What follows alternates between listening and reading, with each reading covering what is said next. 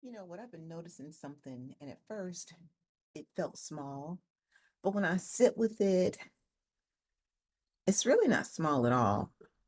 When I really take a look at it, there are moments where I'm not unhappy. I'm not depressed or anything like that.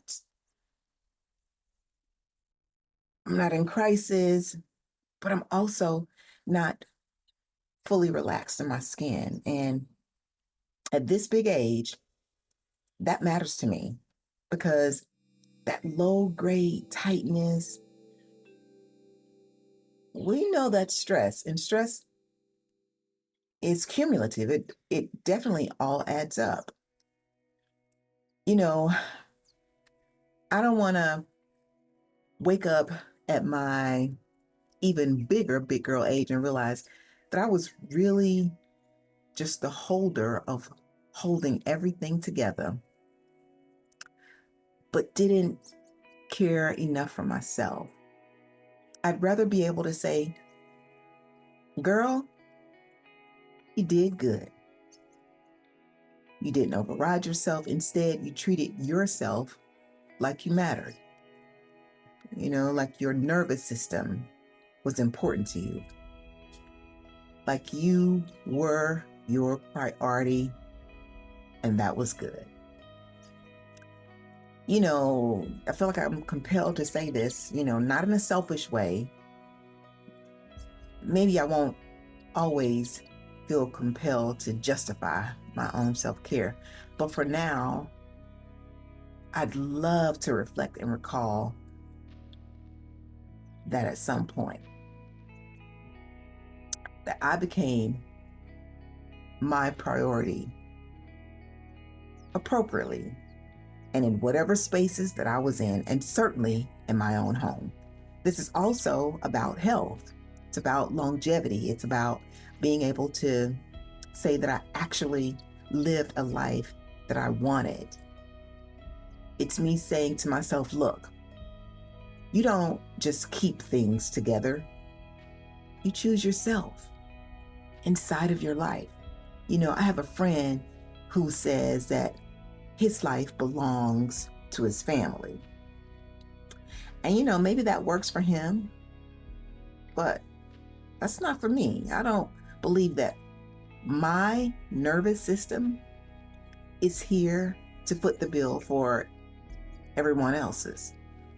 So, speaking of choosing, what actually happens when choosing yourself starts to change your relationship.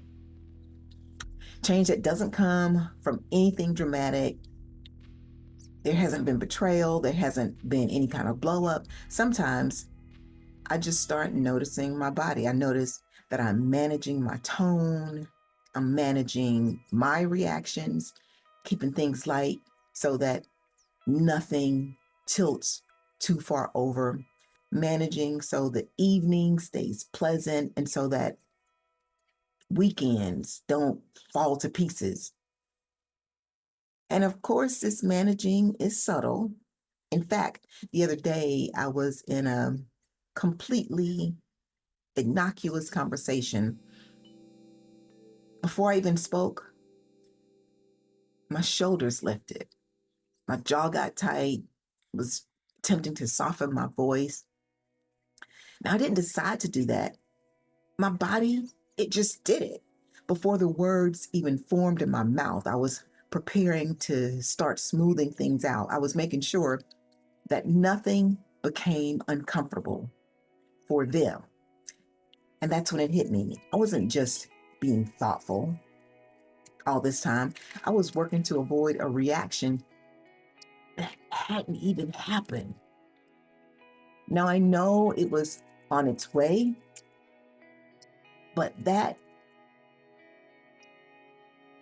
their bad reacting is really on them. That's not on me. There was a time I would have called that maturity or thought that I was displaying emotional intelligence. And some of it is because emotional intelligence is pausing instead of reacting, it's regulating your tone, it's choosing calm over escalation, and being the stabilizer all the time. Definitely, definitely looks similar to that, yet it feels completely different in the body. All the swallowing discomfort so that they don't have to, that has a cost.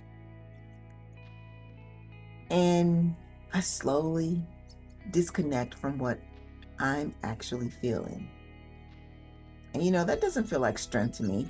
If I'm honest, all this managing them, I guess it's a strategy that I learned a very long time ago, back when keeping things calm kept things intact, back when being easy to deal with kept me feeling valued, back when being the good one, the steady one, kept me secure. And yes, that's old, part of that's little girl me managing how to feel safe and be secure. And maybe it worked then, maybe it's what I had to do. But now, these micro adjustments, they go against me. They don't protect me anymore. Really, they cost me. You know, you're not a kid anymore. The adjusting you may have done back then to create security with a primary caregiver is no longer required for your safety. In fact, now, when you do it, it harms you. Now, keeping everything calm for everybody else, it slowly pulls me away from myself. It dulls my access to what I actually want to feel. It makes me question my own sense of knowing. So I'm slowing down now and asking, what would actually happen if I stopped overriding myself? Not what if I left, not what if I confronted, just what if I stopped cushioning everything? What if I don't adjust my tone? What if I don't absorb edge in their tone? What if I don't explain myself 3 extra times? What actually happens? And my nervous system answered before my ego could clean it up. If you stop overgiving, will you stop being needed? Will you stop being the preference, their preferred person? I sat with that for a moment and wondered where that came from, and I soon realized that was just old wiring. The part of me that learned early that being indispensable keeps me safe. If I'm indispensable, I don't get replaced.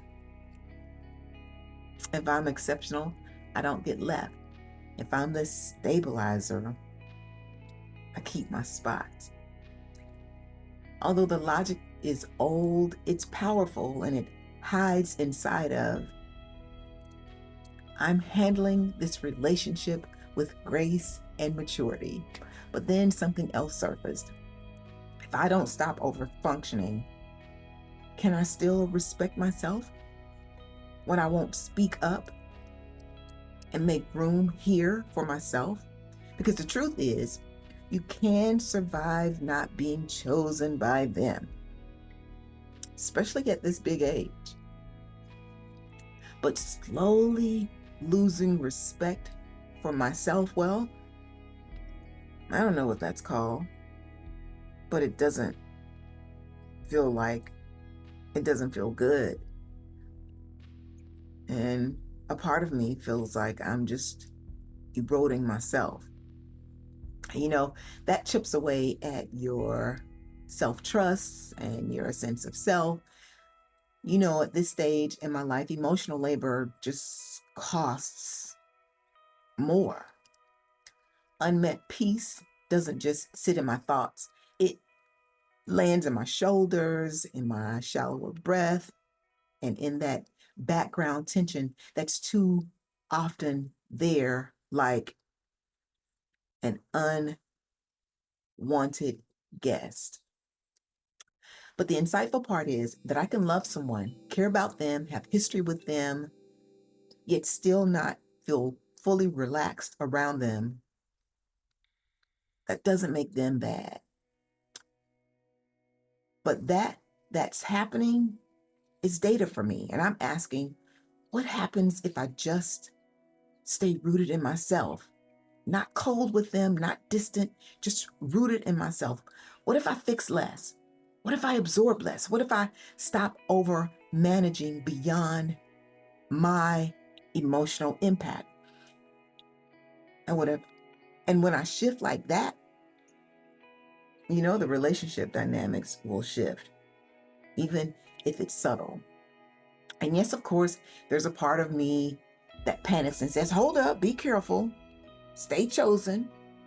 But another part, a more grounded part, that says something else. It says, it's time to stop abandoning yourself just to avoid their discomfort. Stop organizing your behavior around preventing subtle rejections by them. So you may wonder if I worry about loneliness, and sometimes I do. But when I imagine being fully myself, even though I may wind up alone, my body doesn't feel hollow. It does feel settled. And here's what I know. If I choose someone and slowly lose myself, I'm going to feel lonely anyway. But if I choose myself and something shifts, I may grieve. But I'll have all of me. Midlife isn't about being chosen by anyone else. Midlife is about being aligned with yourself. Alignment feels calm. Alignment feels alive.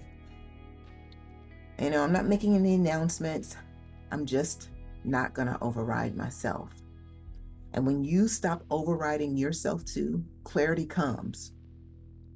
Maybe this is just me finally listening to what my body has been saying all along.